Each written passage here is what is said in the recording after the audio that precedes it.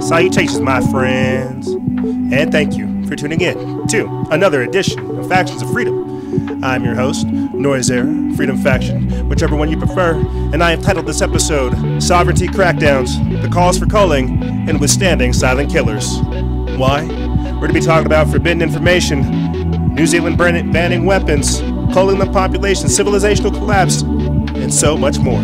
How we are the vector points for paradise here on this earth, and that's why we have to resist this anti-human, this takeover of society, of reality. We have to at every single turn. But before we do, a few quick updates for you people. Clearly, we've been busy. We've been doing a lot of different work with a lot of different people, trying to build, trying to make that better tomorrow, yesterday. I hope you appreciated that previous episode we did with Justin Harvey of We Are Change Orlando. He's still making moves and still making waves. That's what I like to hear. Also, be on the lookout for that 8-hour 4-part series with Adam Nix and JC Abbott of the WayFinder podcast. Be sure to check out the mini-cast that we did with Lori Alexander, and I'll be going over all these types of things throughout the entirety of this episode. But I have to let you know right off the bat to check it out because we're doing so much. And as fate would have it, we might be doing more events here locally, speaking engagements. We'll see. We shall see. But enough with the breaks, enough with the traveling. We're beginning to miss episodes. With that being said, let's start the show. If you guys appreciate the work and you want to see more, think about becoming a Patreon exclusive member. That help is monumental. And with that being said, let's start the show.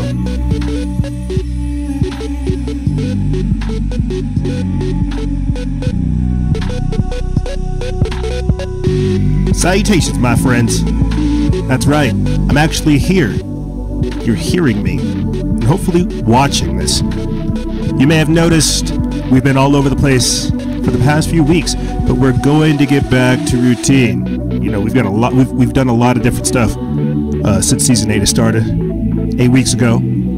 But somehow we're missing a few episodes. There's a lot of different holes that have been filled in with content and so much more, but gosh, we have got a lot of work to do and a lot of different things to cover in this edition. It's my first one since being back from Texas, covering so much different content that sometimes my mind explodes. I'll put the link for that in the description bar below. If you guys have not checked out part 1 of the 4-part series with shamanic philosophy and Must Be Truth of the WayFinder podcast, you guys are missing out. We also did a quick mini cast with Lori Alexander of the Underground Resistance Network, our FedBook affiliate, covering the Christchurch shooting, some of the anomalies surrounding that. And the previous episode that we did with Justin Harvey of We Are Change Orlando, he actually went forward with explaining some of the stuff regarding Roundup 5G and other things in City Council. And so it's amazing to see that kind of progress take place. Also, we have an episode coming out this weekend with one of our new affiliates, talking about all kinds of different things. Clearly, we have our work cut out for us. Clearly, we're networking, we're growing, and we're doing all kinds of different work. I know. I'm surprised to hear from you. I'm surprised to do this myself. Feels like for the past few weeks I've been doing nothing but interviewing, talking with people, different people, networking. It's been very rare that we've been able to spend some time together. So really, and in doing that, taking that step back, seeing how much work we are doing with everyone else and why it's so important to have the flagship show Factions of Freedom. Yeah, as you guys have heard me talk about a lot recently, I don't really think about the impact I'm making when I'm doing these types of things. But now we start to see the slow and subtle growth that's occurring from simply stepping into this. We live in incredible times, no doubt, and we cover incredible topics, that's for sure. But what's even more marvelous about it all is we see change taking place, and we're right there somewhat at the fulcrum of it. So whenever you guys hear me say vote with your dollars, vote with your lifestyle, it's because we're manifesting that better tomorrow, yesterday. And with that being said, thank you for tuning in to this edition of Factions of Freedom. Yeah, I missed you guys. I hope you missed me. Got a lot of different things going on. We basically took like a quick break, 2-week break, another break. Got to stop this, but that's because season 8 is becoming chaotic. but don't worry, we'll ride the wave. As always, there's a lot of vaccine news that popped up over the time. And I think that's because we're gradually getting to a point where we're talking about things such as the global health security agenda, population control, dehumanization, and a lot of these other things. We had the Christchurch shooting, and we might get into things like the Great Replacement in this actual segment, or not this segment, but throughout the show. And this was the manifesto of the killer. We won't mention his name, but the reason why I want to talk about the manifesto is because this looks and reads as if it's the opposite end of Agenda 21, Agenda 2030. I learned a new term this week covering the Christchurch shooting: accelerationists. It goes past extremists. It goes past radicals. It's accelerationists. It's people that want all these things to happen right off the bat. I constantly tell you that Agenda 21 is, 2 years right around the corner. And I ask the question, how are they going to get us there? How are we going to think about these things? How will you radically shift the opinion of the entire world? You guys may have heard me slip that in when we start talking about things such as flat Earth. How do you insert an ideology that gets people to think about resources, scarcity, the environment, living essentially in like an entrapped dome to where we're responsible for everything? How do you insert an ideology, a one world religion, without people even knowing that they're accepting it? So as we're moving forward into this crazy, crazy future, you see them deploying all kinds of different things. If we have time, hopefully we can get into Andrew Yang, the new Democrat candidate that's out there pushing things like universal basic income. This is Social Security for the next generation.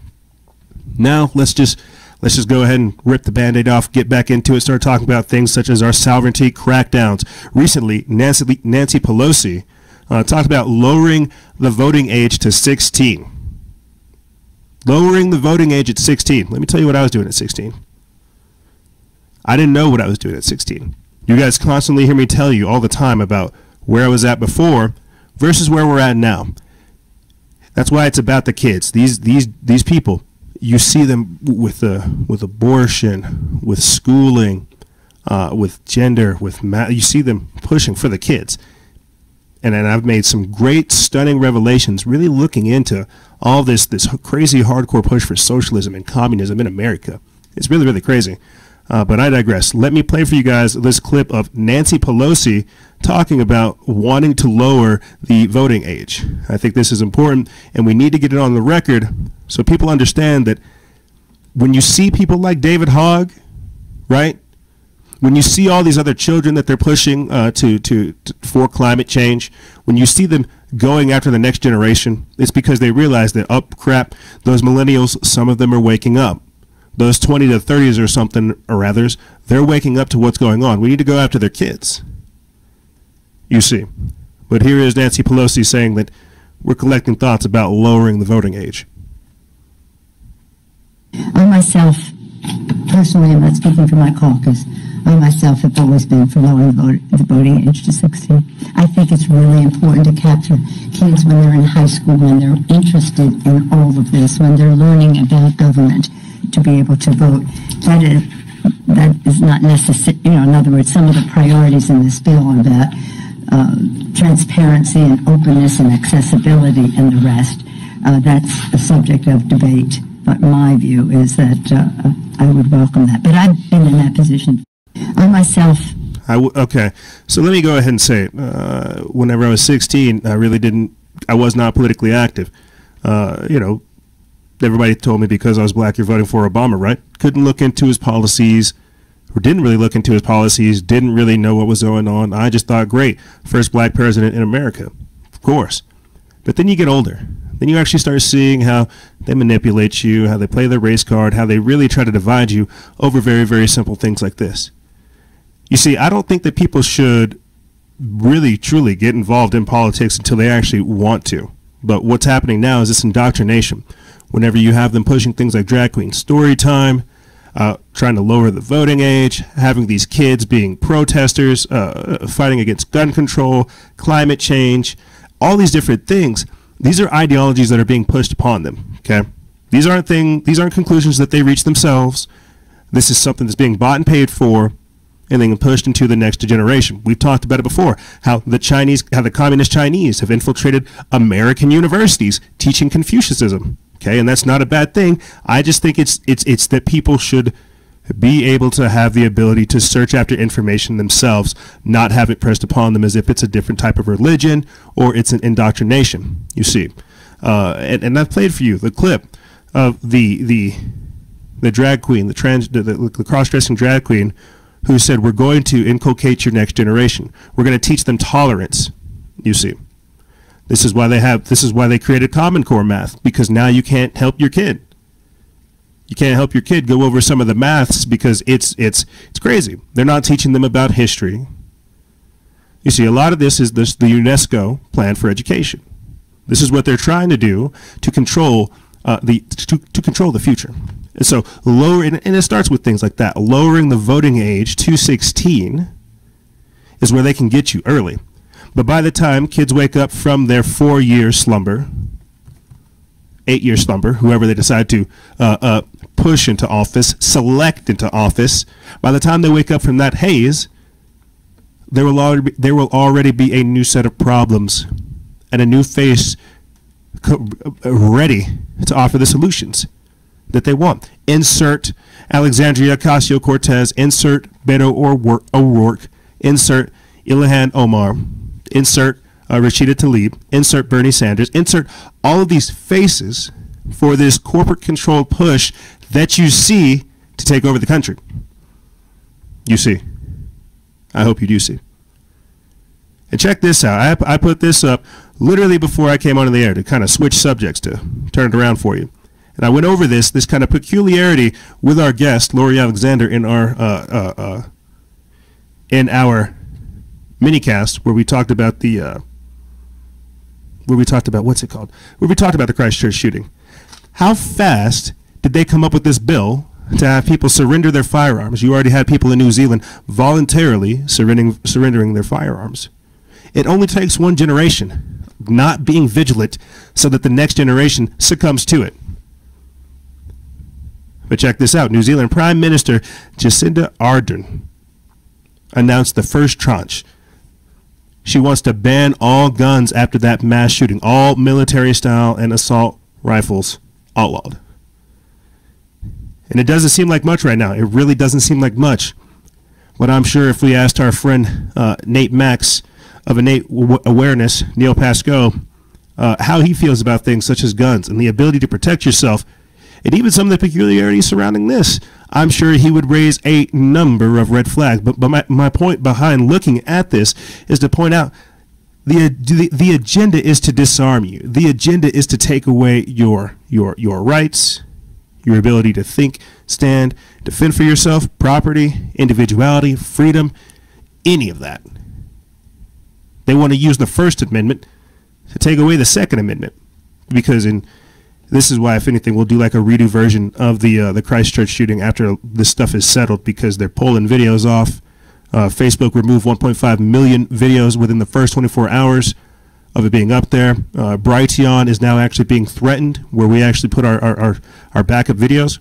Brighteon is now being threatened by the New Zealand and Australian government for having the videos up there, for people breaking it down. So now we have, before I play for you guys this quick clip, now we have this whole thing of forbidden information. Or should I do a quick plug for Billy Carson? Forbidden knowledge. We have this whole thing to where now you have forbidden information. You have this thing to where you can't own your own firearm. You can't defend yourself.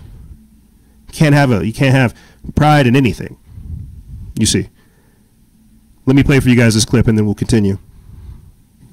Today I'm announcing that New Zealand will ban all military-style semi-automatic weapons.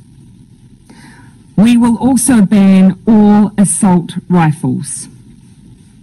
We will ban all high-capacity magazines. We will ban all parts with the ability to convert semi-automatic or any other type of firearm into a military-style semi-automatic weapon. We will ban parts that cause a firearm to generate semi-automatic, automatic, or close to automatic gunfire. In short, Every semi-automatic weapon used in the terrorist attack on Friday will be banned in this country. And what happened? Today I'm announcing that... And what happened? Because there were over 50 different people that actually did pass away from this event, okay? What I'm saying is real people died during false flags. The fact that they were able to come up with this event right off the bat, have a gun law passed and ready to go literally within a week, that's what I find dangerous. It's authoritarian. They went from telling you that they don't want your guns to outright banning them. And you know what happens with you know how this works. First it goes with registration, confiscation, and then extermination of the owner itself. If we go into this a little bit more, it talks about where you're going to store it. If you're properly storing your firearms. You know, this idea that government tells you how to, you know, how to work your freedom, that's crazy. How to live a certain way, that's crazy. And I heard a great point in response to this. Not only humans are so intelligent that you can take our little pea shooters and we'll come up with energetic weapons. We'll come up with magnetic pulse rifles. We'll come up with whatever is required to do to carry out the job, be it a hammer, a knife, a hatchet, your fists, or some kind of advanced technology. We're going to figure out a way. But it's still the fact that we have to fight for these very rights to defend ourselves publicly and privately. And the government shouldn't have or shouldn't be interfering at all with that, you see. So now, because of this shooting, and I think that's why I want to point out the ramifications behind it, you know, the sovereignty crackdowns. You have Australian senators calling for a social media crackdown. As I said before, you had that prime minister right there talking about gun laws, restricting firearm sales. And even before that, lowering the voting age. So this is what I'm talking about. You see how it's like we're going to remove your rights here, and then we're going to give you fake rights there. It's literally 2 steps forward, 1 step back.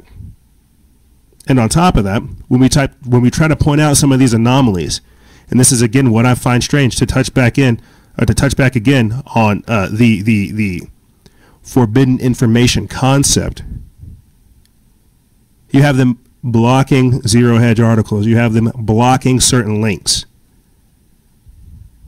You see, they do not want certain things covered. Plain and simple.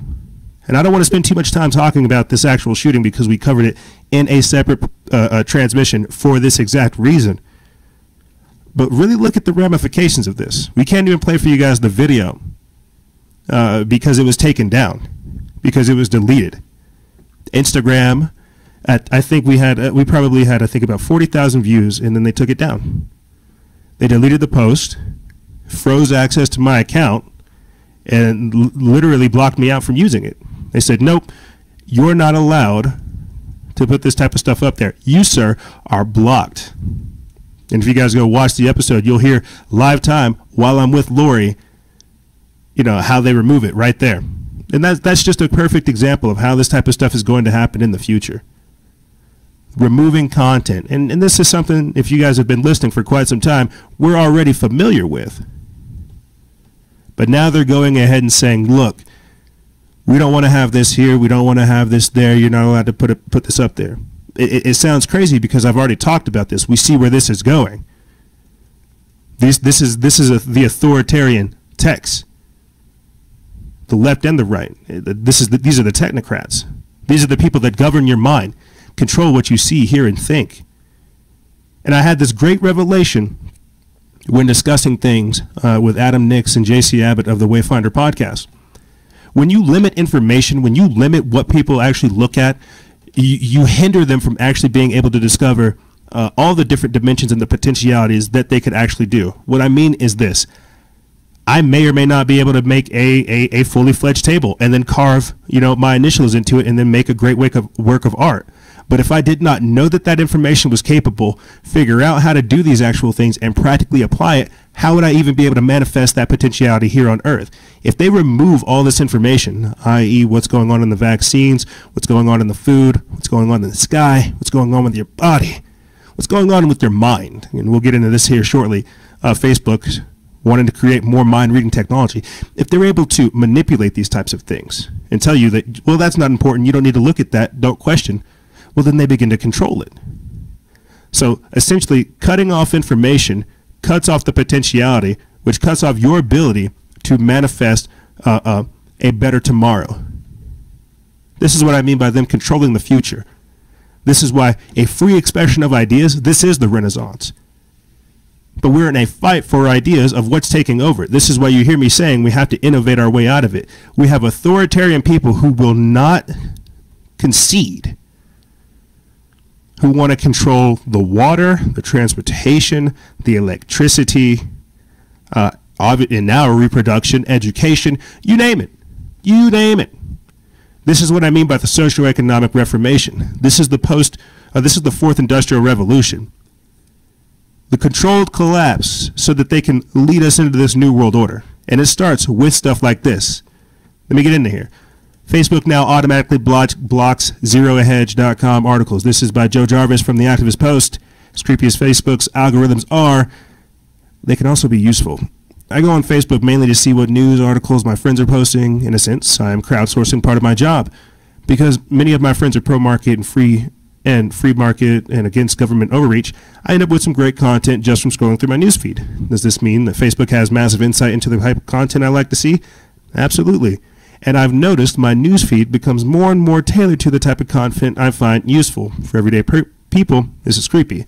I don't blame you for avoiding Facebook like the plague, but I make a living in part broadcasting my thoughts and opinions to the world. It would be pretty hard for me to simultaneously expect my political and economic views to remain private. So this morning when I logged in, and this isn't me writing this is Joe Jarvis. We just happen to be in the same field. I was surprised to see a post from a friend that said Facebook was automatically blocking links to the finance website Zero Hedge. Facebook had automatically blocked the URL when it was shared, stating, quote, "This post goes against our community guidelines on spam." You guys can see the same thing whenever I talk about the Christchurch shooting with Lori. A commenter confirmed that when he posted the same link, U.S. warns Germany to drop Yahweh or risk losing intelligence sharing, he was met with the same spam message. Curiously, I wanted to see if all links to Zero Hedge were blocked. If it was just this particular link. I shared multiple completely uncontroversial links from Zero Hedge, and every one of them was met with the same message. Strangely, when I hit OK, I was met with a message that said, "Thank you for letting us know you didn't post this." I have no idea why that would come up. The other option was to request a review. When I tried to post yet another mundane finance article to the Daily Bell Facebook page, I was again automatically blocked. The Daily Bell is a frequent contributor to Zero Hedge, so I tried sharing one of our Zero Hedge articles. That actually worked. I successfully posted 2 different Zero Hedge contributor articles to the Daily Bell page, as well as my personal page. So this is what's going to happen. This is the game that we are in now. This is the time frame that we're in. You're right. I could go into it real quick to where President Vladimir Putin has signed it into law, a fake news law, to where it makes it basically illegal to criticize him, following basically off of the heels of China's President Xi Jinping, to where they don't like anything that's derogatory. They're cracking down on consent or on dissent. This is what I mean by our sovereignties. We should have the ability and the right to voice our opinions, to voice our displeasement. However, these people are systematically finding ways to chop that ability off.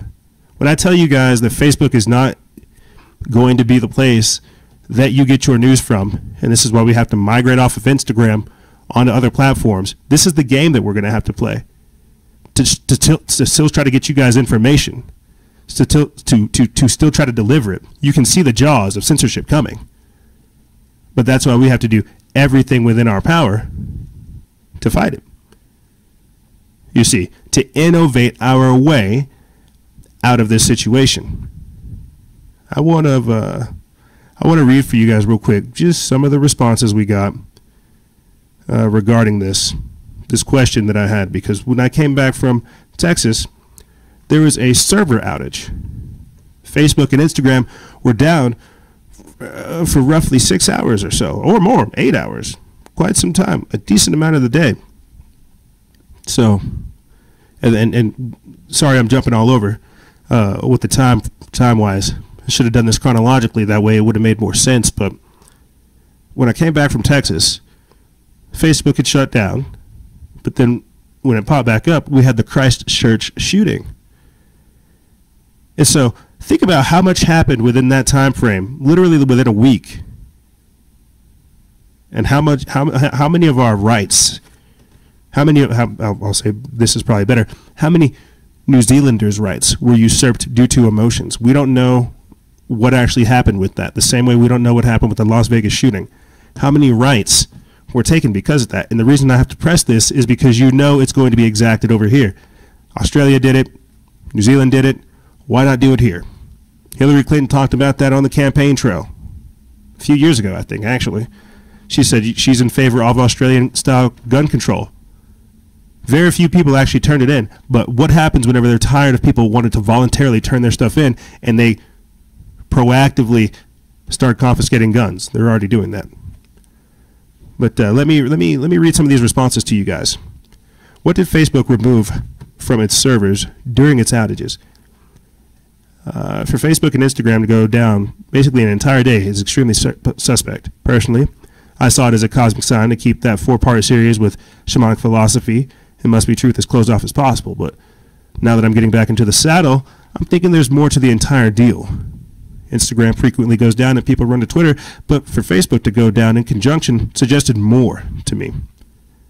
And as I said before, for it to go down and then for this Christchurch shooting to happen right off of the bat, of course it would be the most important thing, basically breaking the internet.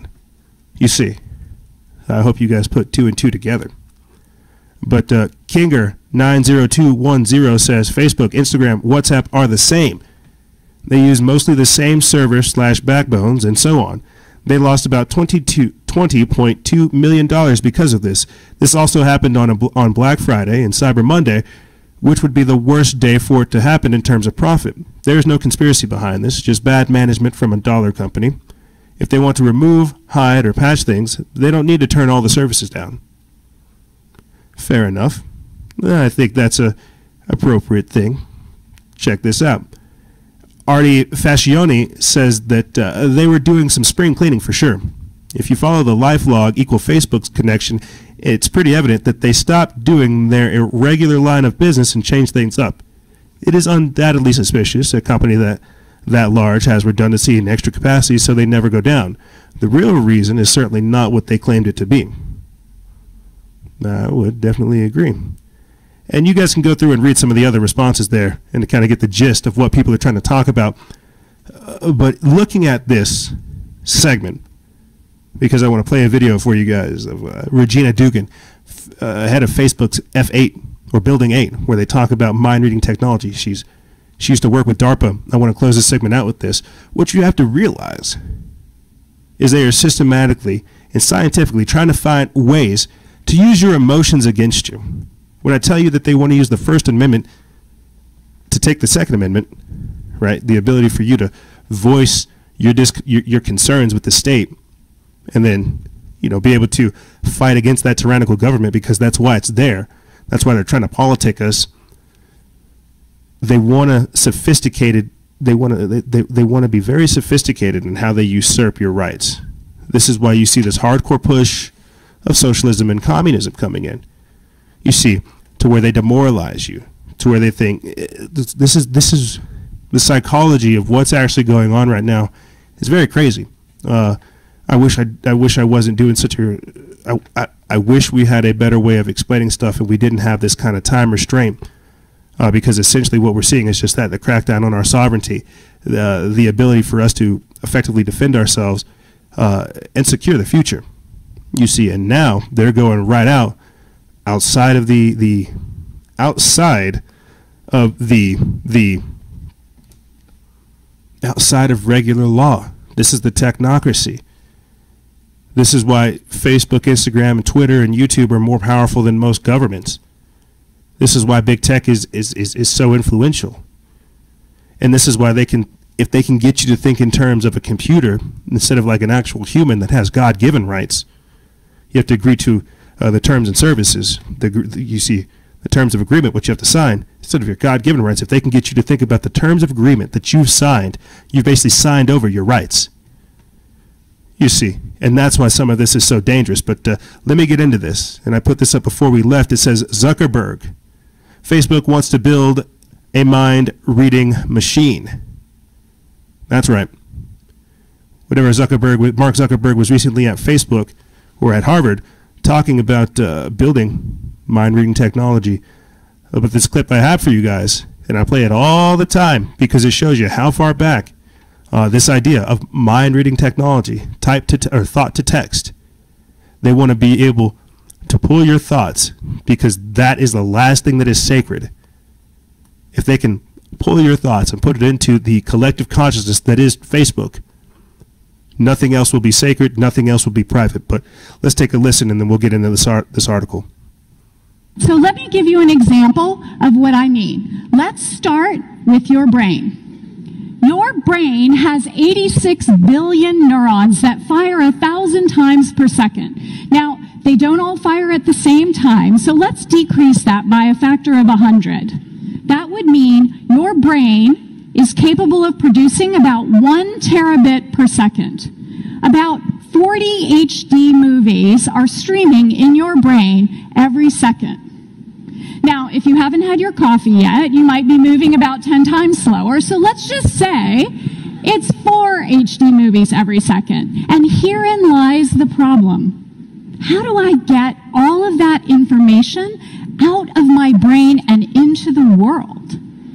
What are my choices? Well, I'm speaking to you right now, and I'm transmitting at about 100 bits per second. So let me give you an example of what I mean. 40 HD movies per second into the world. That's crazy.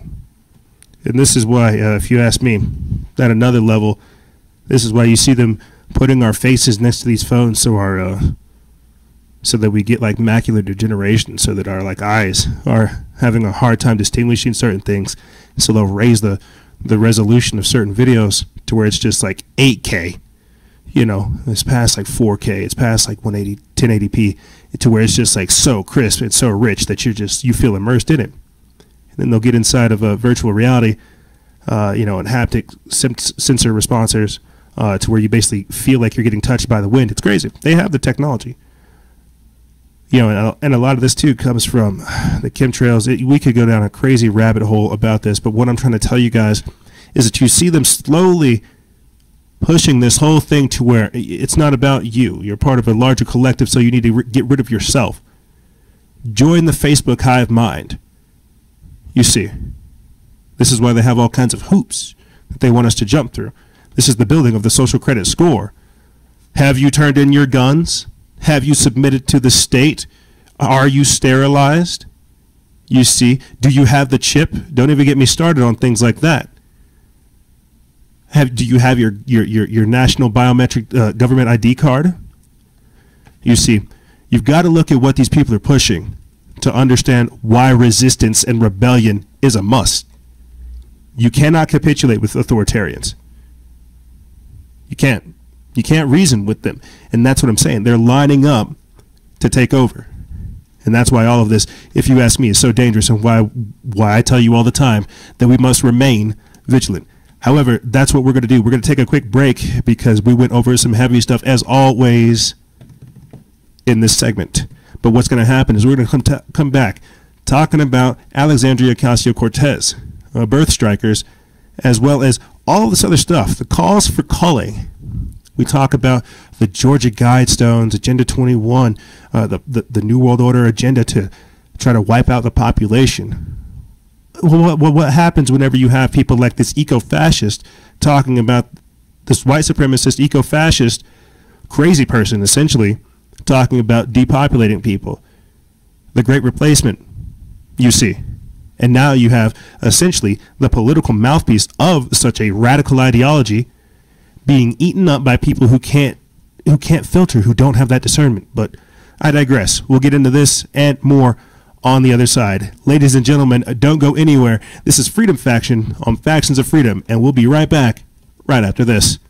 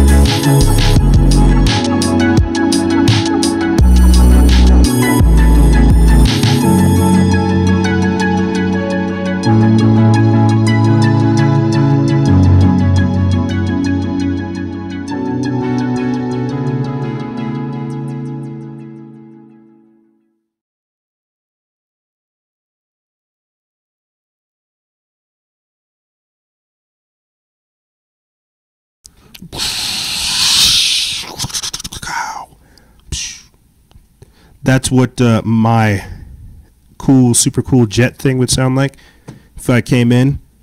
That's the lid of it opening up as I'm walking out, trying to paint a cool picture for you guys here. I have arrived, and we are all here together. Salutations. What I'm trying to do by giving you that little automated vehicle thingy I just did right there in your brain is show you that whenever I start these episodes, it is always super hot coming in. I'm trying to focus on the content, figure out how to stream it, tell you what's happened in a week, because a lot does always happen. It's just it's just something else. But we'll figure it out. We always do. Once we start getting back into the normal groove of putting out content on a consistent basis instead of traveling all the time, we'll get back into the flow of things. It's just there's a lot of things happening all the time. We're trying to figure out a better information delivery system. We're also trying to figure out a better content delivery system, because these are two different things. I still want you guys to have access to the articles and everything else that we put up on social media, but I also want to start putting out more podcasts, more mini casts, more daily transmissions. And this is a lot.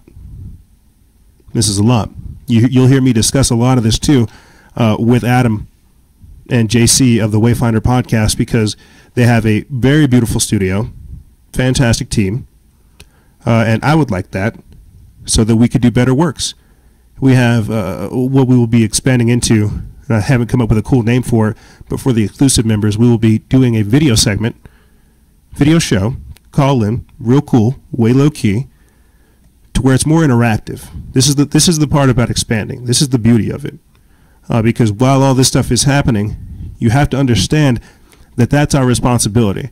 Now that we know these things, we have to act accordingly. That's what the future requires, and move forward. You see.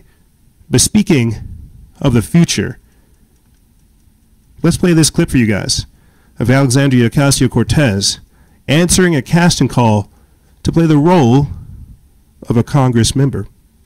Back in 2016, we put out a call for nominations, trying to capture the diversity of background, of experience of the American electorate, the people that aren't currently represented in office. We got over 10,000 nominations. Out of those 10,000 nominations, we found Alexandria.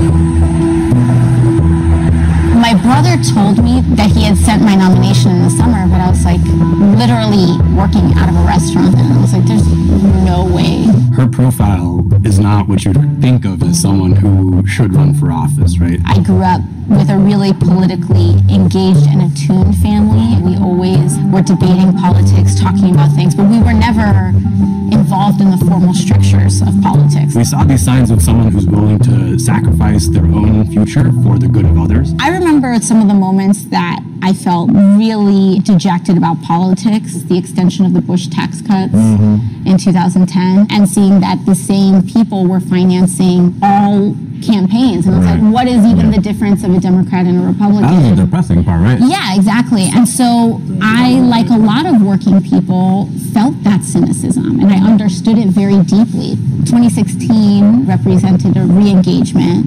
That's when I started tuning in more to activism and really getting to the core of these issues. I remember that evening on Election Day in November. I was really disappointed and really sad, but I was not shocked. She was at Standing Rock trying to figure out what her next steps are, just like a lot of people were. What do you do when someone like Trump wins? And my experience at Standing Rock was so spiritually transformative.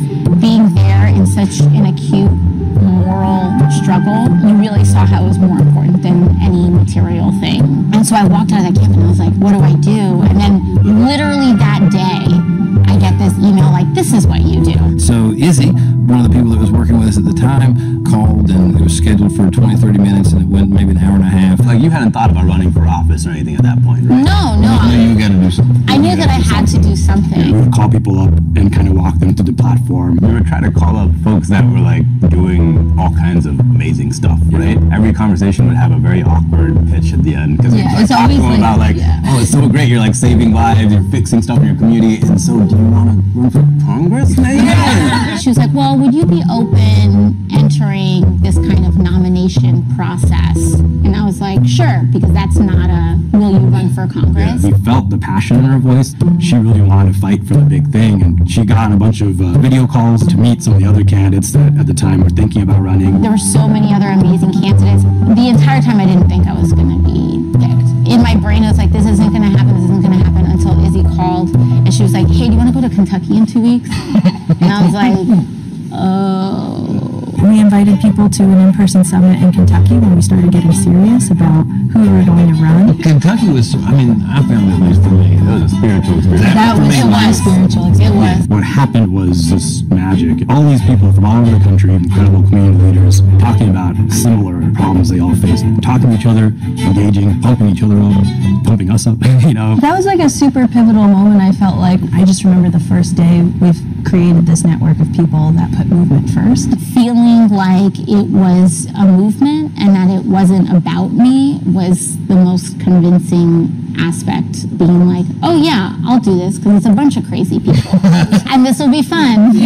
Because all of you got into this like movement first, that's defined, I mean, your actions since you got elected. Yeah. Right? And everyone else is like, man, this is weird. Why are you doing all this weird stuff? Well, it's because it's a different, you didn't come. It's a different story. Yeah. There's so much reaction to the divergence that our actions represent in DC, but really they've been consistent the entire time. It's just that people, yeah, just like the only thing that's changed is that people pay attention now. I've literally been live streaming my life and our political actions since 2016. I've literally been movement first and accountable to social movements the entire time I've been running for office.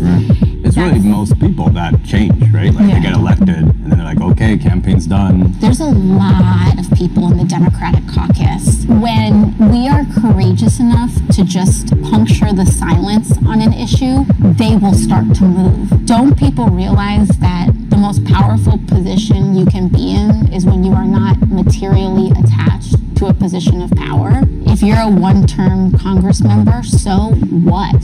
You can make 10 years worth of change in one term if you're not afraid. People are saying, you know, we've got to be more involved in our democracy. Right. We've got to obviously vote, participate, and go to town halls and go to school board meetings and all this. But I think the other part of that is... And this is why you see them doing it. They're following through with everything they said they're doing. They are following through with it. They are taking over. They're coming for your kids. They're coming for your guns. They're coming for your education. They're coming for your transportation. They're coming for your tax, for your paycheck. But oh, don't worry, you'll get everything for free. You'll get that free health care. You'll get that free education, and you know you'll get that free transportation. You'll just have to wait behind the line of 30 other people who want the free thing. You see how the quality of free really isn't what you want, but now they're just going for broke. They're going right out there, okay? And I think it's because we don't really have like a competing ideology. You see, I keep telling you guys that Trump's whole purpose here within the political spectrum, I've talked about it before, trumping in the technocracy. He's supposed to bring in the technocracy. He's supposed to bring in the collapse of capitalism, the introduction of this weird globalism, communism, socialism thing, this authoritarian ideology as put forward by UNESCO, by the United Nations, by these people. You see, but it's all because it's no longer about you. You see, so Alexandria Ocasio-Cortez, you guys have probably seen, you've heard me go on and on and on about her. You go do your research. That's all I'm going to say. But when you hear me talk about her, realize it's not the person so much as the message. Okay, they purposely found somebody that is annoying, that does get on your nerves, to talk about these types of things. I spoke about this with Lori Alexander, you know, how she is dangerous because what she's supposed to represent is disorder, chaos, disruption, and all this. It's what she is. And I'm saying this from an analytical point of view because you've got to look at how the Hegelian dialectic, the left versus the right. Our whole purpose here is to expose the left-right paradigm, the two wolves deciding on how they're going to eat the sheep. Who's financing these type of people and why they're carrying out these shenanigans. I would love to talk about things like renewable energy, cleaning up the environment, helping our fellow man. But when you have somebody that's as dangerous as this talking about reproduction, saying we're not doing enough to fight climate change, radicalizing other people, as a freshman, where do you think this is going to go? You see, that's what I'm telling you. They had to put this whole crop of new globalist faces out there, of people that are here to carry out this next wave of agendas. They may not be here for long, but that's okay. This is why you see Nancy Pelosi and Alexandria Ocasio-Cortez kind of going at one another. That's okay. The ideas are still put out there. Speaking of which, this idea. Is it okay to still have children? Realistically, having like a ton of kids is just super not good for the environment, and like AOC recently said that the world is going to be significantly worse for children in the future and that maybe we shouldn't have kids. You guys heard about AOC's Green New Deal? no. What? No. No, I haven't. Yeah, I have. Yes, I have heard about it. Yes. Are you in favor of it? No.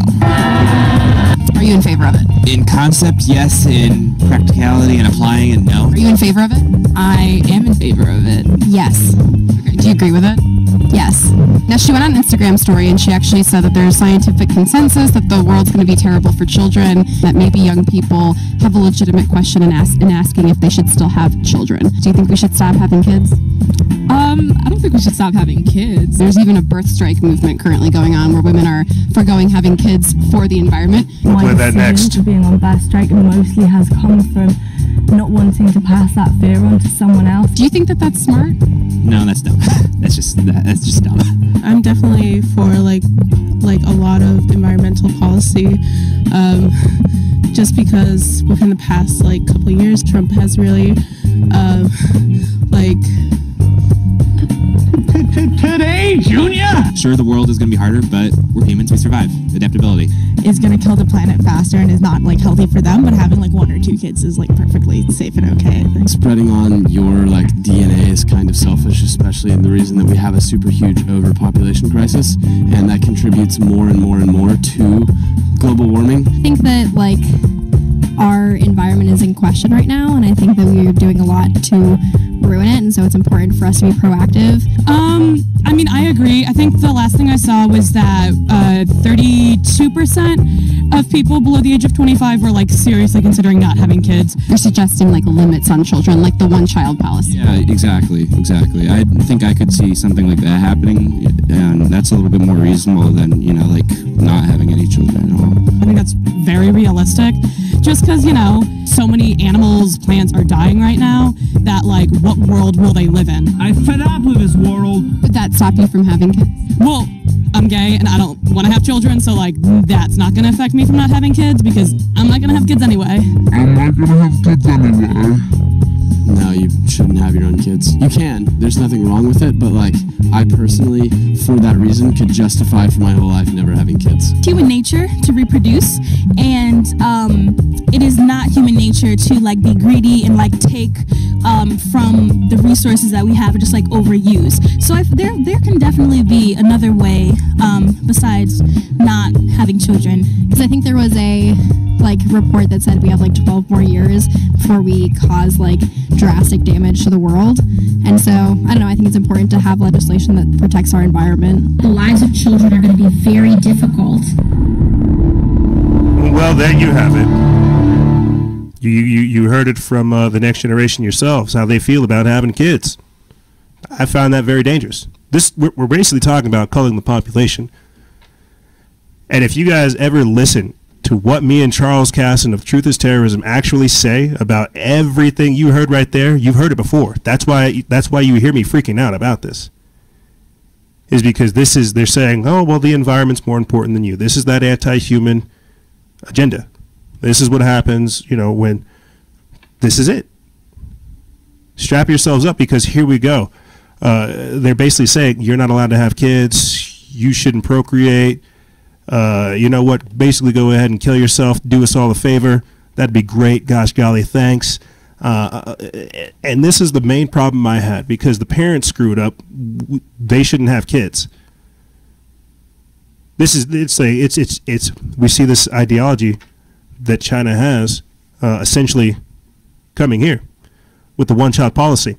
Now, before I play for you this next clip of the birth strikers movement, where people are literally being fear-mongered into not having kids, let's get into this quick document called The Great Replacement. This is the manifesto put forward by the New Zealand Christchurch mosque shooter. But let's look at some of these things real quick. And if I was smart, because I am, I have a quick, I have so many different versions or so many different printouts of Agenda 2030. Let's see if we can correlate the Great Replacement as we march towards a new society with transforming our world, the 2030 Agenda for Sustainable Development. So right here, for audio listeners, you're going to hear me describe this. It has a giant circle with the Nazi black sun. 8 little divisions signed up or divided up. Workers' rights, anti-imperialism, environmentalism, responsible markets, addiction-free community, law and order, ethnic autonomy, protection of heritage and culture, as well as workers, or we already said workers' rights. So this is what it goes over. This is this kid's air quote manifesto.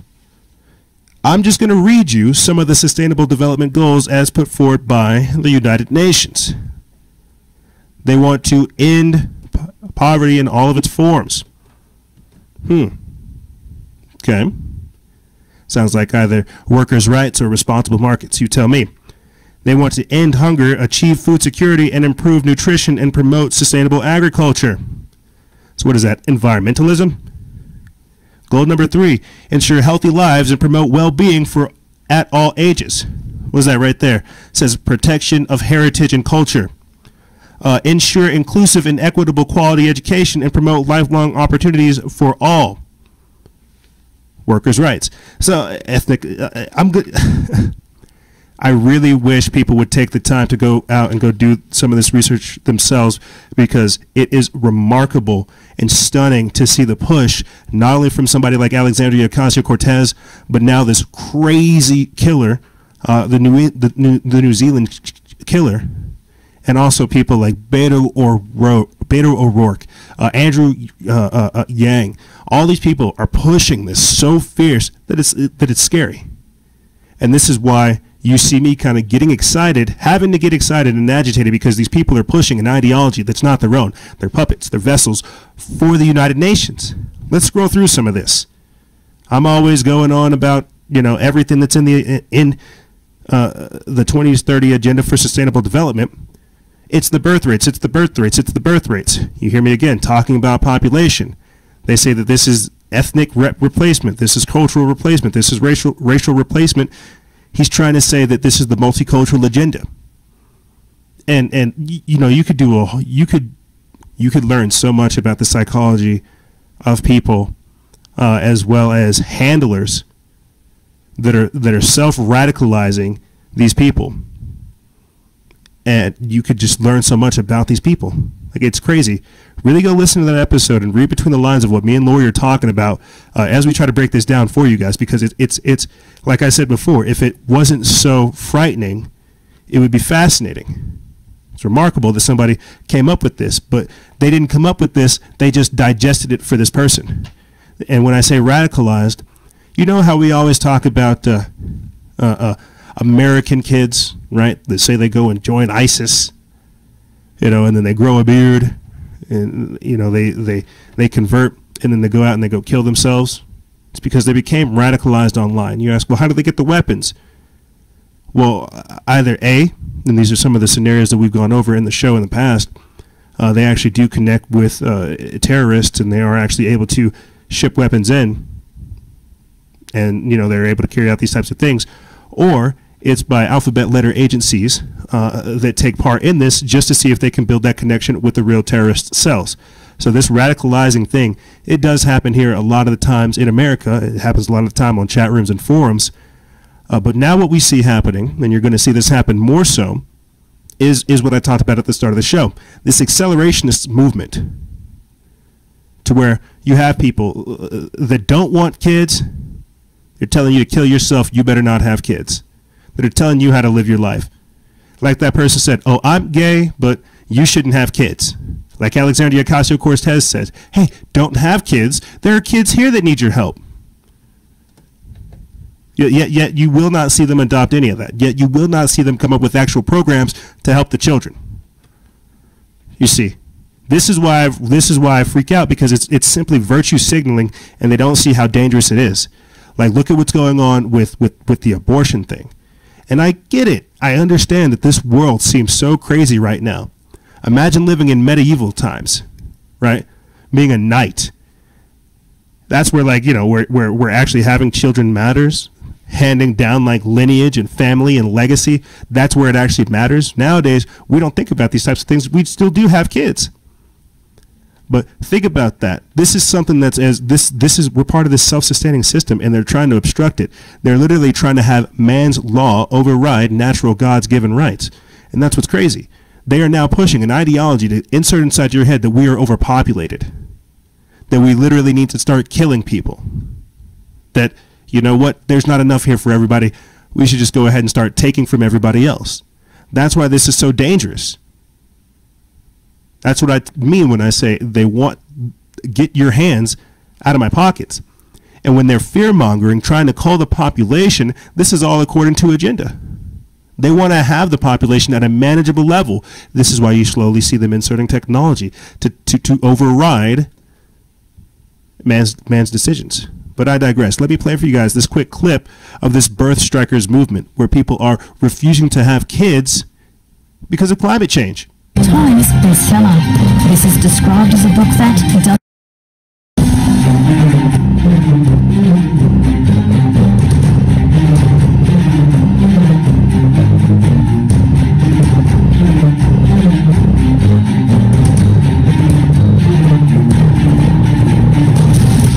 Welcome to Climate Change Crisis. I'm Juliet Cavendish. Climate Change Crisis, the source for the latest in research and news. And in today's video, women around the world on strike, refusing to have children given the bleak future we face with climate change. This is Climate Change. This is Climate Change Crisis. Hello and welcome to Climate Change Crisis. I'm Juliet Cavendish, Climate Change Analyst.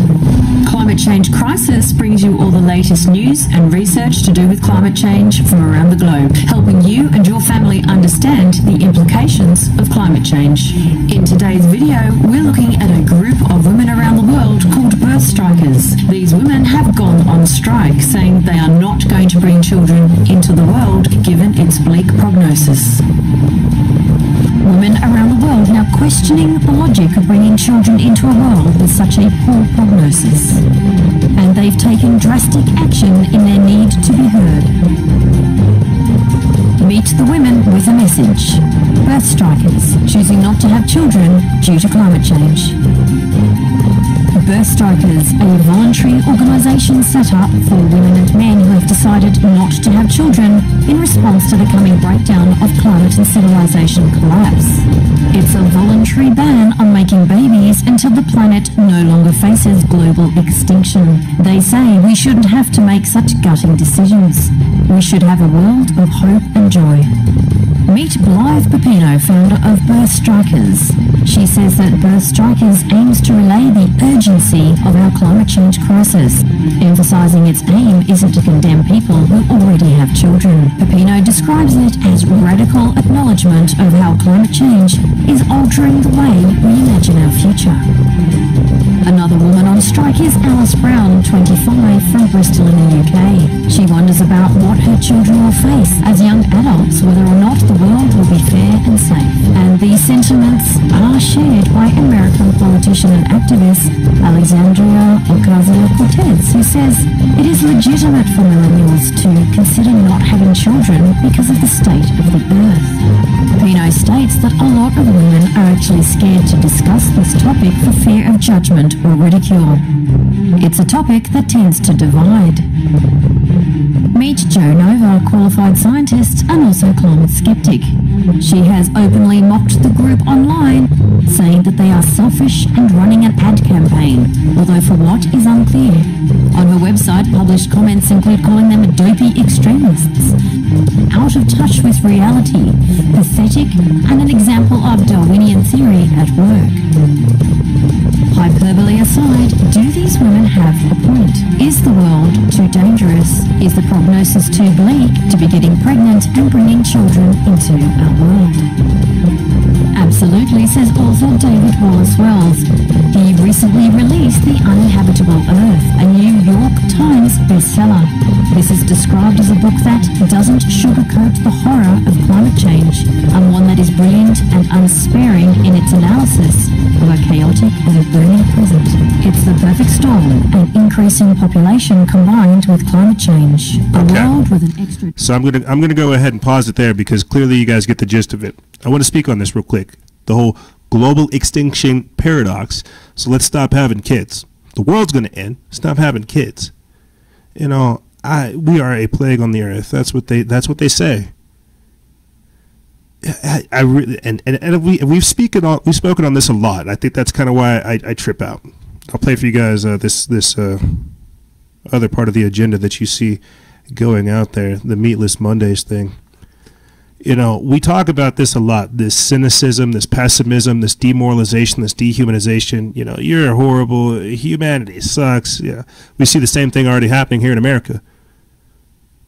You see how it's like this decadent, anti-human agenda, some spirit of evil that's out there telling you, you suck, life's horrible, go kill yourself, you know what, stop having kids. And I've told the story here on the air of how people around me have had vasectomies at like the age of 20. And I think because, you know, maybe I am optimistic about the future. Yes, I do see all these things happening. I'm able to see past it. You know, like some of these people, you wouldn't want to have kids with them. The same way this whole radical feminist agenda that you see out there, it's not for empowering the female or anything about the family. It's literally about just following a certain agenda, reacting to certain types of things. And so why is this important? Because when you look at things like the 2030 Agenda for Sustainable Development, the whole idea is to feminize men, emasculate men, demoralize men, empower women, push women up to the pedestal to where they are now goddess. This is why Captain Marvel is doing so well. And you guys have seen this whole programming taking place for quite some time now, is to elevate women to a status of godlyhood and also promote the earth. Men, we're a plague. This is how they see us, humanity as a plague. But women are the solution. Women will have the key. Women and earth are what's important, not men. But I have to ask the question of how old is Earth? You see them saying, oh, we're reaching a civilizational collapse. Oh, no. How old is Earth? Do we even know how the pyramids got here? How many times have we collapsed and still made it through? So the idea of saying we need to stop having kids is so satanic. Let's keep it real. It's so anti-human. It's so dystopian that you literally have to look at who is offering that kind of ideology to you. That is not life. That is death. Is the world dangerous? Like I said, think about the medieval times. Think about the Black Plague. You see what I'm saying? Think about different families, clans, tribes. Like, think about how long we've been here. So to have something like this, I think that's why at a core level I get like this, because it's just so backwards that it's just that. It's redundant. It's regressive. It's population control. You see, this is what I mean by the culling of the population, the calls for culling. And yes, the world does have injustices, but if we are not doing the right actions here upon the earth, living in that harmony, creating this paradise here, then we deserve to live in the hell that we've allowed to be erected around us. You see, people don't understand that that's how it works. You can't just submit to this type of stuff and think it's going to go away. It's going to get stronger. Why do you think they're clamoring at the bit to shut down 1.5 million videos of people pointing out the craziness surrounding the shooting, the curiosities and the anomalies and the peculiarities, saying this is wrong, this is sketchy? Why do you think they're shutting down vaccine pages? Why do you think they're taking off people like the Free Thought Project, the anti-media? Why do you think they're trying to, they're literally looking for reasons to shut us down, hoping that we take the bait and post stuff like this? That's why I had to post that shooting post, to poke the fence, to show you guys, look, they are looking for reasons to take people down. They do not want people to organize, inform, educate, reform, and implement a better alternative. They only want their narrative. And this is why you see me taking this a lot more serious, because it's no longer just passive stuff. These people are on the move. They're becoming active and militant and how they're deploying things. And that's why it's dangerous. That's why Alexandria Ocasio-Cortez is dangerous. That's why whoever is an offshoot of that is also dangerous. Look at this.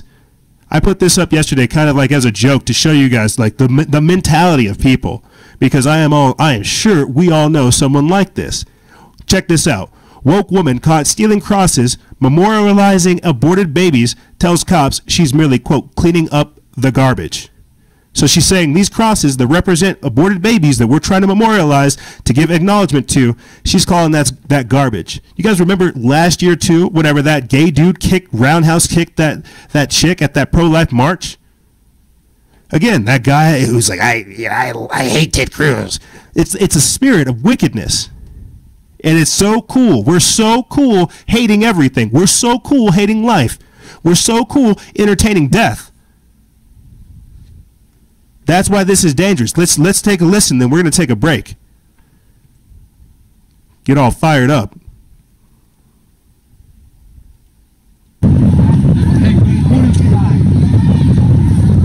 Is there a reason why you're doing this? Because we disagree with it. Okay, but this isn't your property. Because we know that having a conversation isn't going to work. How do you know it's not going to work? Because I've been having this conversation for 28 years. So why are you taking your property? This is your property. This is ours. Yes, we have a permit to have this property. Just because you have a permit doesn't mean this property is these officers can tell you that we have a permit to have these. Cool. And can you please put it down? Can you please give us back? Will you please give me it back? We were just cleaning up this garbage on the school campus, but we realized that apparently this is someone's property, and you're telling us to leave it, I'm assuming? Correct. And they do have a permit. Yeah. So if you can go back to them? Yeah. And can you like put them back too? The way you found them? I'm not She really won't. sure the way I found them to be She doesn't. honest. She doesn't. I don't know why it's glitching, but she doesn't. She just dumps the crosses out there. And so essentially what I'm talking about is the respect factor and how, you know what, it's going right out the window. It's going right out the window. Ever since I discovered that term accelerationist, I see it everywhere. It's past extremist, it's past radicalist, it's extremist. It's people who literally do not care, who want to agitate you. We saw a lot of that a few years back with Antifa, Black Lives Matter, Indivisible, and all these other people that were part of this whole George Soros push for civil unrest and destabilization. Well, those people are still out there. And this is what I mean. There are some out there that are even more radicalized, and these are these accelerationists. Look at this. Dressed in black clad and just done. Just done. Go ahead. You see what I'm saying? Like it's a spirit. It truly is. And I think that's why I get like this, is because I'm spiritually reacting to somebody that is a vessel, either willingly or unwillingly, who is not conscious of their actions and how it affects other people's, and how these types of things look, how these types of things age, season over time. Think about this. Like, again, to tie it back into what I was talking about being 16, you got to grow up. These people, they don't grow up. I guarantee you these people don't really have friends. I want to speak on this and then we'll take a quick break. The same way the same way we hang out on Instagram, social media, Facebook, and Twitter and talk about conscious stuff is the same way these radical people are like, you want to go get a pizza? Yeah, but you should go kill those people. The same way they're like, hey, did you see that post? They share a meme. You know, you've got to think about the spirit that's being fostered out there. The culture that's being fostered out there. I truly understand what it means to not care, right? But that's actually very dangerous, because then you begin to, you slide down this very slippery slope where it's everyone else's fault for the life that you've created. And now we see this whole ideology becoming political. I hate myself, therefore pay for this. You better tolerate me. I'm sick and twisted in the head. you better respect it. Otherwise, you're the bigot. Don't actually come from a place of compassion and try to speak about these things. No, let this person live in their depravity. And this is where we're going. If we don't take the time to point this out and make this better tomorrow, think about who we're doing the work for. It is the elites. That's why we have to consciously make a better choice to live a more liberated, freedom-oriented life, a Renaissance pro-human-based life, a divinity-inspired existence. But you look at these people. Do you think you could talk about divinity with Alexandria Ocasio-Cortez? Could you talk divinity with any of the people that you hear me speaking about? Because it's not what's being put out there. The idea behind America was that you had God-given rights and those wouldn't be trampled upon. These days, these people are so corporate controlled. They're saying you don't have any rights. You're not divine. You're just a clump of cells. We're going to abort you. We're going to kill you. You don't get to deserve to live. You don't even deserve to have property. The land you're living on is stolen. You see how they use like philosophy and the pseudo-woke bullshit, excuse my language, to literally disarm you from taking a sovereign stance on your rights and your ability to live unhindered by the government. I digress. What's going to happen is we're going to take a quick break. And we're going to talk about, when we come back, withstanding silent killers. Emmanuel Macron banning the Yellow Vest protests, school children diagnosed with cancer, as well as 70% of pesticides found in produce, pesticides found in produce. Like, think about this. This is why we have to do everything I'm talking about. If we do not create the ability for us to voice our displeasement, how can we create change? And that's all this is. Change is rough. It's not supposed to be easy. That's why the time frame we are in is so monumental, because we have the ability to affect change at such a rapid rate. But people who don't understand their power will squander it. And I assure you, that's not what we're trying to do here. But what's going to happen, gang, is we're going to take a quick break, and when we come back, we're going to be talking about this and more. Ladies and gentlemen, don't go anywhere. We'll be right back right after this.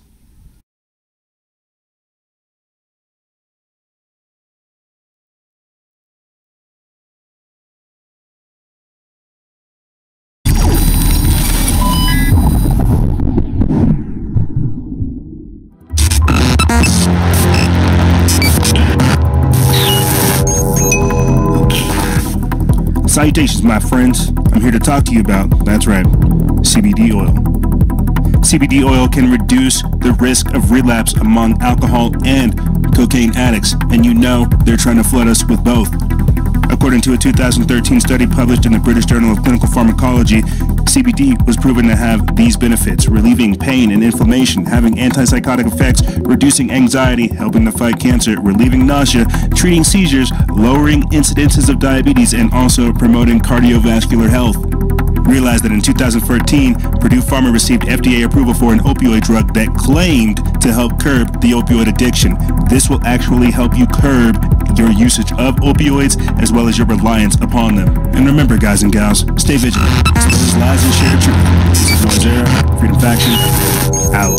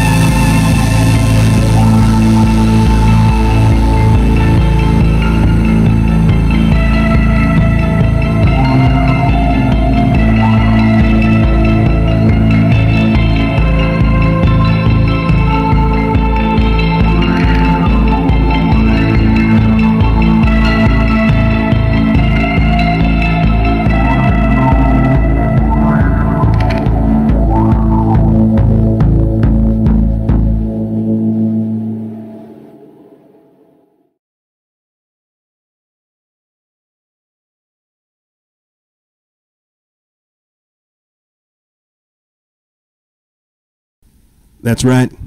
We're back. I get fired up talking about this type of stuff because this is now reality. I'm so immersed in this type of stuff, and I see so much change happening all over the place that I'm not only am I fired up for humanity, I'm just tapped into something different, and it just feels so great. And that's why I know we can make change. I was reading that book that Adam gave me, The Way of Hermes, the Corpus Hermeticum, right, of Thoth, the Egyptian god of wisdom. I was reading that, and it got to this part. I'm like 21 pages or so in, and it got to this part where it was talking about how the depravity of man, how when they don't realize that they come from source, or that they don't realize that they come from God, that they seek things here on the flesh. They seek trying to satiate the hole inside themselves. And I know this is something that we talk about all the time, but when reading the way that it was presented in that book, it unlocked something in me that made me realize everything else that I had read in that book up until that part was also true. I just couldn't comprehend it. And if this is a book that spans millennia, that means that this is the nature of man throughout millennia. And that information that I had read up until that point of my true perception, my true understanding, was also true. I just haven't realized the perception of it being true. Essentially, man's nature is as it always will be. So when you have Alexandria Ocasio-Cortez talking about culling the population, this will happen. This is how we will be even after she is gone. You see. So think about what you're tied into. Think about where you come from. When I say a spark of divinity and within you, you're like, think about this. I could spend forever talking about living. Like, how could you, and this book goes over it too. It talks about, God and mating with the earth, and how, the Creator loved itself so much that it created humanity to experience its own creation. And that's why it says that we're created in the image of God. But the way that it explained it was so beautiful, because it's like, how could you create something? How could you capture the infinite? How could you capture the cosmos, all that is and ever will be? How could you capture something like that? Knowing that man is eternal and also mortal at the same time. Well, you make man's flesh mortal, but the thing that powers man immortal. That's why I tell you all the time, you're some collection of your great grandparents. Alexandria Ocasio-Cortez. So if you don't want to be a part of that cycle, get out of here. How could you capture how could you encase that which is and all that will ever be? You bottle it the same way they learned to bottle lightning and bottle electricity, turning into light. They turned us into that light, into that light bulb.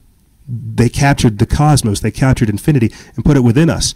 But how could infinity can't be contained? This is why our bodies deteriorate. It's a fascinating read, nonetheless. Adam, if you're listening, thank you for handing me that book, because I am a few pages in and already loving it.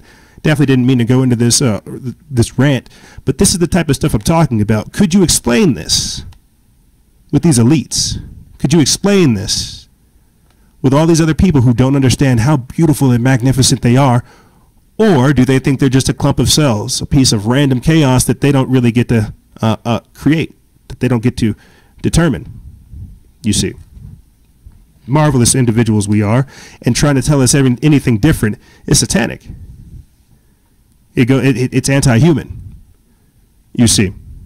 And this is why we have to try and do everything we can in order to fight back. But to get back into the flow of things, speaking of anti-human things, check this out. Emmanuel Macron wants to ban protesting. So while you have Facebook over here cutting back on links, sharing stuff, wanting to read your mind, Putin signing this fake news law, France says, well, we want to ban protests. We want to ban people's ability to congregate over ideas and effectively say, change this, or we're done.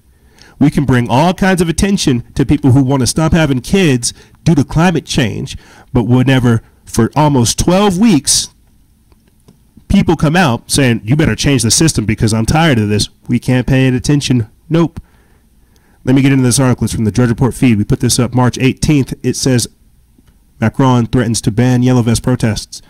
France's prime minister said that Paris's police chief had been sacked and that the government would shut down yellow vest protests if violent groups were identified among the ranks of yellow vest protesters. President Emmanuel Macron and his government have been forced back on the defensive against rioters ransacked luxury boutiques and torched cafes and a bank on Saturday in the latest flare-up of violence against Macron's pro-business reforms. Quote, from next Saturday, we will ban yellow vest protests in neighborhoods that have been the worst hit as soon as we see a sign of the presence of radical groups and their intent to cause damage. Prime Minister Eduardo Felipe said in a televised speech. Some 10,000 people participated in Saturday's protest in the capital, according to the police estimates, including a hard core of about 1,500 troublemakers who Felipe said were bent on, quote, looting, destroying property, and causing injury. These were criminal acts. The government's response must be strong, Felipe said. A new Paris police chief would be appointed on Wednesday, he said, adding that police officers on the ground would be given more decision-making autonomy and handed extra equipment, including drones. So you have Macron saying that we will fight you people trying to stand up. We will fight the citizens, pointing out that we have a corrupt runaway government that does not have the people's interest at heart. A corrupt, corporate-controlled government bought out by globalist interests. Think about this. You better not protest. You better not protest. We saw the same thing, and I wonder if Alexandria Ocasio-Cortez could speak on this.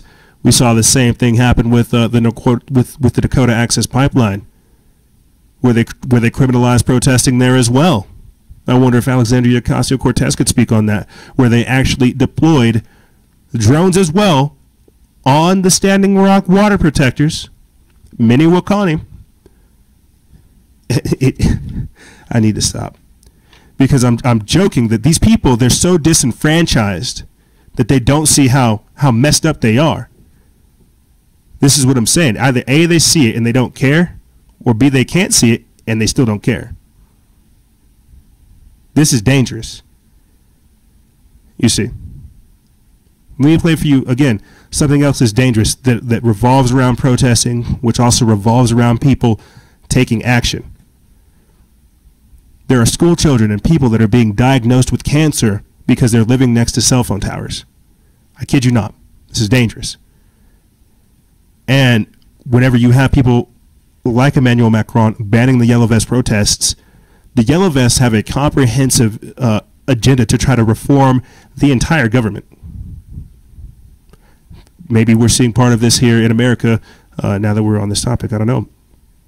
But they have a comprehensive list of 25 different demands, I think, to where they want to reform the government.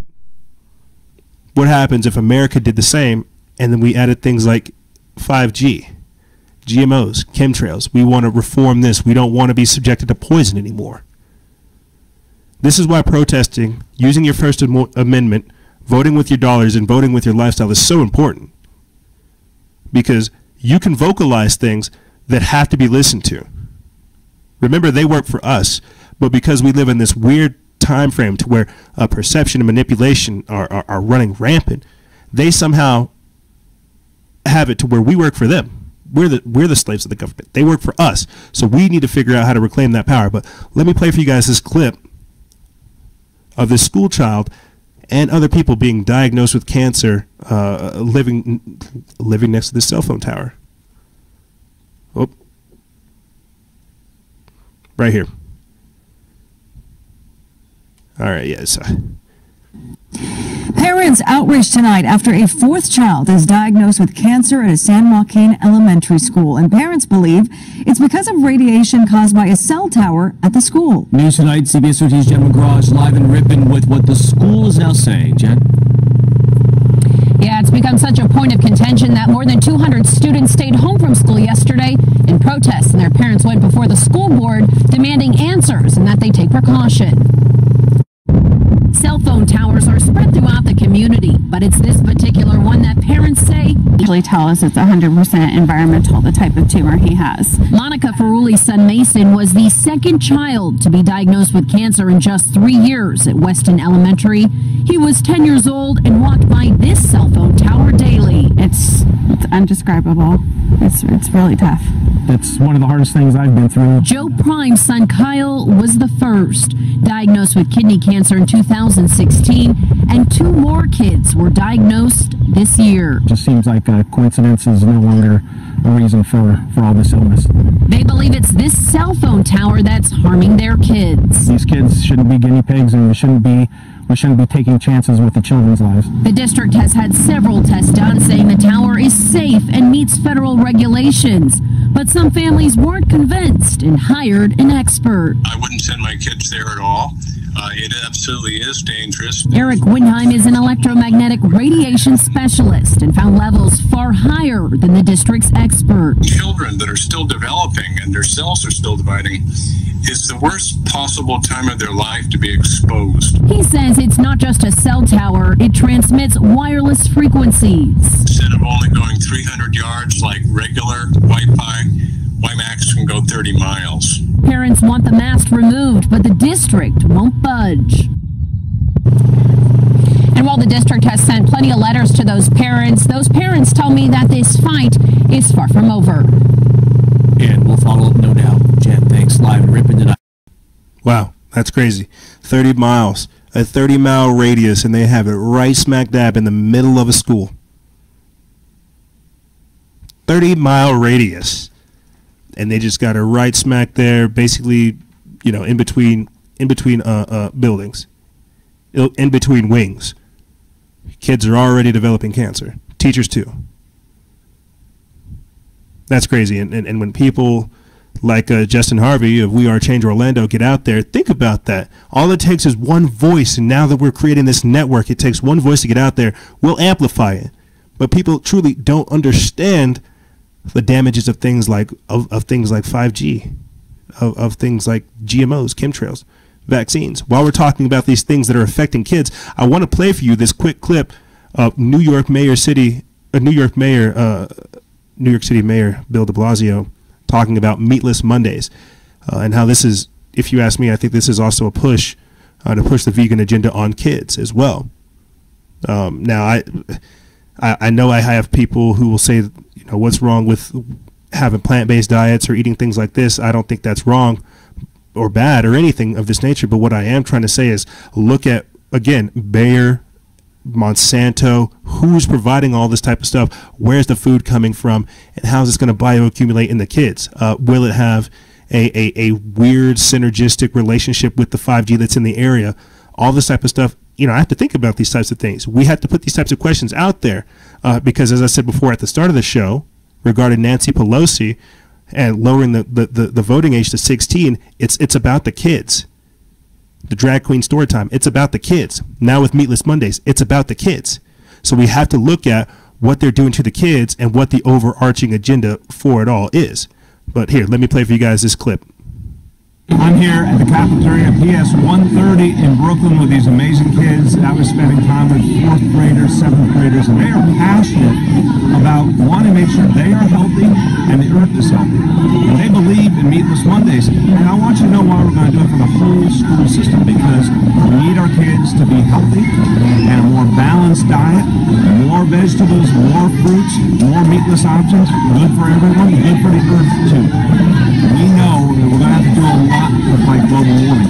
And that includes looking at how our food is produced and choosing some other options, striking a better balance. That's what this is all about. And I got to tell you, when you're talking to a 10-year-old and they know this is good for their body and good for the earth, that proves we're going in the right direction. There's a lot of enthusiasm. Kids told me that the food tastes better. Now that they have these meatless options, they're getting a lot of great tasting food that they're excited to eat. They don't want to throw away or pass by. They actually want to eat their lunch. And as a parent, I'm here at the cafeteria PS 130. So there's a lot of different things to look at. And this is a trend that will continue to grow. While I am happy to see kids eat healthy, I am always cautious about where the food comes from, what they're giving to the kids. and what they're pushing there. Clearly, you know, talking about things such as global warming, food production, earth. You've got to understand how they got to get them young.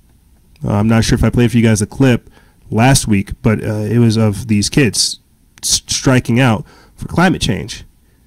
So you have this whole thing to where it's now about the earth, the environment, humanity, population, and I find all this very, very, very, very dangerous. Let's just say that very, very dangerous, because essentially what we're seeing is just that the push for the global citizen. This is the new world order, and you know, information came out this week, and this is why why we have to stay on top of this type of stuff. It's important. They're talking about meatless options. They're talking about veganism, vegetarianism, pushing this plant-based diets. Well, again, this just is this is the point I'm trying to make. What happens whenever you have things like pesticide residues being found in 70% of produce, even after you wash them? We put this up March 20th. It's from the Drudge Report feed. It says about 70% of fresh produce sold in the U.S. has pesticide residues on it, even after it is washed, according to a health advocacy group. According to the Environmental Working Group's annual analysis of the U.S. Department of Agricultural data, strawberries, spinach, and kale are among the most pesticide-heavy produce, while avocados, sweet corn, and pineapples had the lowest levels of residue. More than 92% of kale tested contained 2 or more pesticide residues, according to the analysis, and a single sample of conventionally farmed kale could contain up to 18 different pesticides. Think about that. Think about that. 2 or more pesticide residues, while conventionally farmed kale contain up to 18 different ones. That's crazy. Dacthal, the most common pesticide found, which was detected in nearly 60% of kale samples, is banned in Europe and classified as a possible human carcinogen in the U.S. Quote, "We definitely acknowledge and support that everybody should be eating healthy fruits and vegetables as part of their diet, regardless of if they're conventional or organic," said Alexis Timken, a toxologist working with the EWG. Quote, "But what we try to highlight with the Shopper's Guide to Produce is building on a body of evidence that shows mixtures of pesticides can have adverse effects. Other foods on the group's Dirty Dozen list includes grapes, cherries, apples, tomatoes, and potatoes. In contrast, its Clean 15 list includes avocados, onions, and cauliflower." Leonardo Tresande, an environmental medicine specialist at the New York University Medical School, called the EWG report, quote, "widely respected," and said that it can inform shoppers who want to buy some organic fruits and vegetables but would like to know which ones they could prioritize. Despite a growing body of research, scientists say it is difficult to pinpoint how many pesticides people are exposed to in their daily lives and in what quantity. And it is also hard to say how those chemicals in combination affect the body. You know, that's essentially what I'm trying to say. I'm all for doing this type of stuff, but we have to be extraordinarily cautious about how it bioaccumulates and what these type of things mean. I'm going to read this next article, and then I'll play for you guys a clip of how people that have this pesticide-free life, not consuming these types of, not consuming this stuff, essentially, they are just healthier, period. This is another thing that came out this week. Jury found Roundup weed killer caused man's cancer. We're not talking about Dwayne Johnson, the man that received the $259 million lawsuit settlement in response to figuring out that Monsanto's Roundup caused his cancer. This is another case. We put this up March 19th. It's also from the Drudge Report feed. It says a jury found that a man developed cancer from exposure to Roundup weed killer he used in his yard. In the second case, 2 go to trial over the alleged harms of the popular Bayer AG product. The 6-person jury in the U.S. District Court in San Francisco now is set to begin hearing evidence to separately weigh whether Bayer's Monsanto unit should be held liable, a decision that could bring substantial financial damages against the company. The initial verdict marks another setback for Bayer, which has come under intense pressure since a jury in August reached a $289.2 million verdict in the first case ever over the weed killer to go to trial. That verdict came down soon after Bayer finalized its acquisition of Monsanto Co. Analysts and investors saw Bayer at an advantage in this second trial after the U.S. District Judge Vince Chavarria agreed to split the evidence into phases. with the first focusing solely on whether Roundup and its active ingredient, glyphosate, are carcinogenic. Bayer faces lawsuits from about 11,200 farmers, home gardeners, and landscapers claiming its glyphosate-based herbicides cause non-Hodgkin lymphoma and other cancers. 6 more trials are due to start this year in federal and state courts. During the 9 days of trial, the San Francisco jury heard competing scientific evidence over whether Roundup has been shown to cause cancer, and it has. It has. And so what I'm trying to point out to you guys by talking about this, Roundup basically being linked to cancer, pesticides being found in produce, when they're pushing this meatless agenda, this is the type of angle I'm really coming from. I am all for eating healthy. I really think more people ought to do it if it wasn't so expensive. But, you know, this is why you pay for this, because life, there's no price for life. You have to fight for it. But what I'm trying to say by looking at this, seriously, is just that. They're trying to poison us.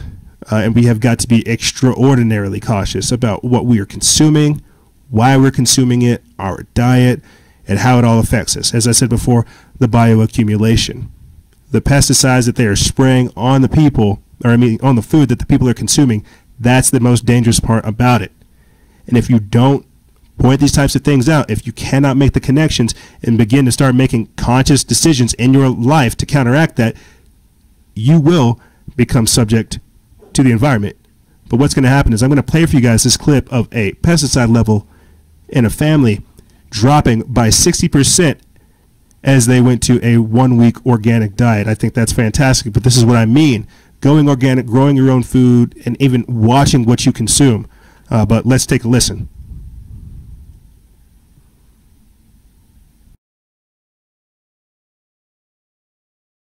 Maybe? There's a peer-reviewed study that shows eating a completely organic diet, even for just 1 week, can dramatically reduce the presence of pesticide levels in people. This is... Do you ever wonder if organic is worth it? We tested 4 American families to find out. Can eating organic food really reduce the pesticides we're exposed to?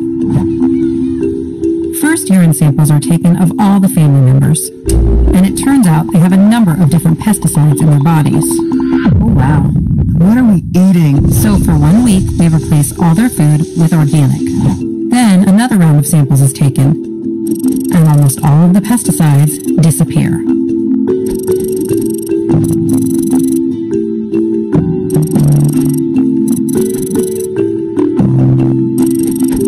Just seeing that drop down to that right above 0 mark, just for the 6 days, like it makes me wonder, like, well, what if we do this for a year? The study shows that organic works. The organic diet dramatically reduces your exposure to pesticides. Pesticides are poisons, and they're crazy. Do you ever wonder if our... And I wish more people would check out a lot of the full videos and a lot of the studies that we put out there, because the information... We're not lying when we say these types of things. When we're looking at the studies and we're putting this type of stuff out there, it's because we're making very complicated analysis or very comprehensive analysis over a lot of different things, taking into consideration a lot of different factors that a lot of other people don't. But to start wrapping this episode up for you guys, I wanted to talk about, you know, the cannabis curriculum, the war on drugs and magic mushrooms and stuff like that, essentially the war on consciousness and weaponizing consciousness expansion. But I figured the best way for me to do that is to tell you guys to go check out the 4-part, 8-hour series that we did with the WayFinder podcast. And I say that because we talk about weed, we talk about drugs, we talk about mushrooms, we talk about psychedelics, we talk about a lot of different things, and you get to hear a comprehensive view on not only things like diet, ritual, religion, spirituality, practices, and so much more. When I say we're withstanding silent killers, I also mean what are we killing ourselves? What kind of things are you telling yourself? Do you love yourself? Do you love others? Do you practice this type of general love, this appreciation, this gratuity? You see, and a lot of people only see things in a 3-dimensional, physical, corporeal way, and that's fine. This allows for us to talk about everything else that's out there. How that you are an expression of what you eat. Think of your stomach as an actual garden instead of a graveyard, and think about what will be put in there. And I'm not bashing people that eat meat. I love steak. I talk about it all the time. But what I'm trying to tell you guys is there's a healthy balance. And what's happening right now, from the politics to the environment to the culture, is you're seeing this to where we're not really looking inward for the answers. We're looking externally. And that's very dangerous because we can be deceived through our senses. We can be politicked. We can be screwed over. We can be manipulated. We can be lied to. And a lot of people don't have the discernment and the filtration or the mental power, the mental fortitude or the willpower to understand these types of things. So whenever I'm going over all this, realize that it's to try to inform you so that you can make educated decisions to improve and enhance your life. Believe it or not, we're already there. And that's why we're receiving so much resistance on all different levels. Why would they do that? Why would they push a anti-human, pro-Earth agenda? I love Earth. I love being here, and this is why I say, how old is Earth? How many times have we been here? But why is this ideology that's being pushed out there today specifically designed to demoralize and dehumanize humanity, to put us in a position of subservience to where we don't want to grow, to where we don't want to move forward, to where we don't act as we were divine to, act as we were told to do, be creators, be fruitful and multiply upon the earth. Now, they're doing everything they can to tell us it's the opposite. They don't want us to be fruitful. They don't want us to multiply.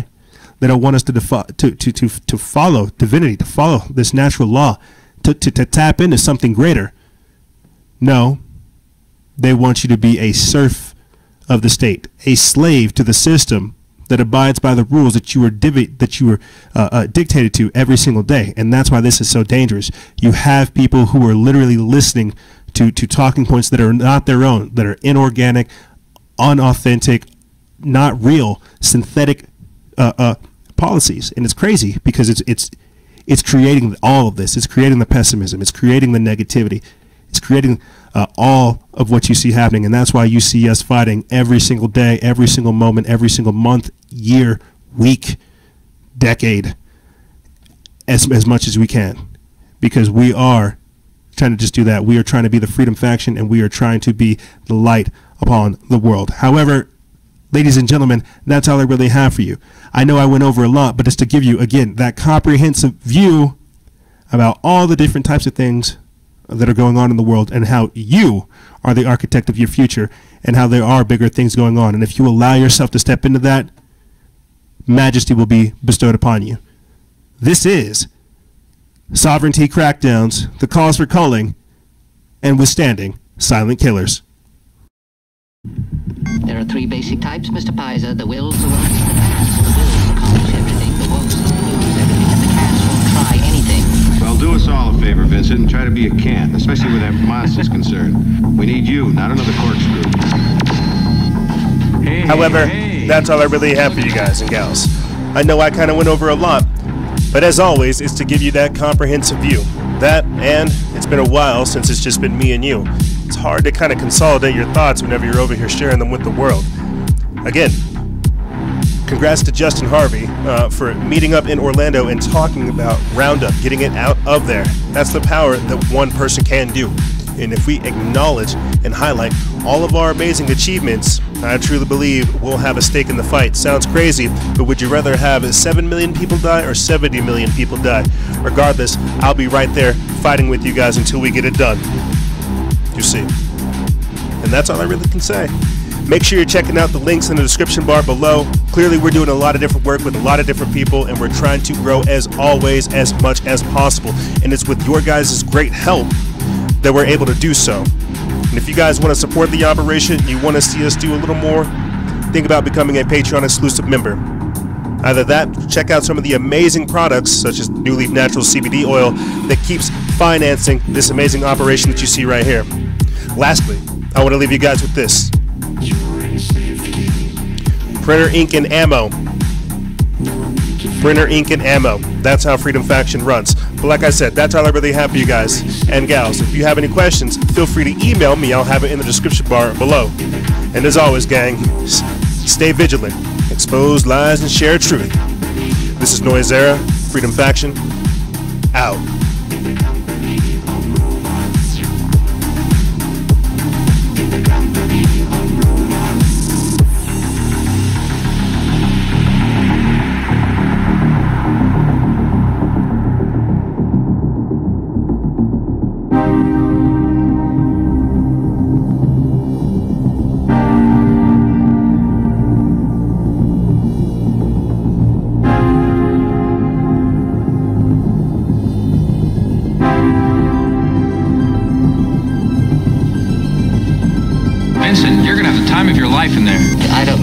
superior, but I hate the company of robots.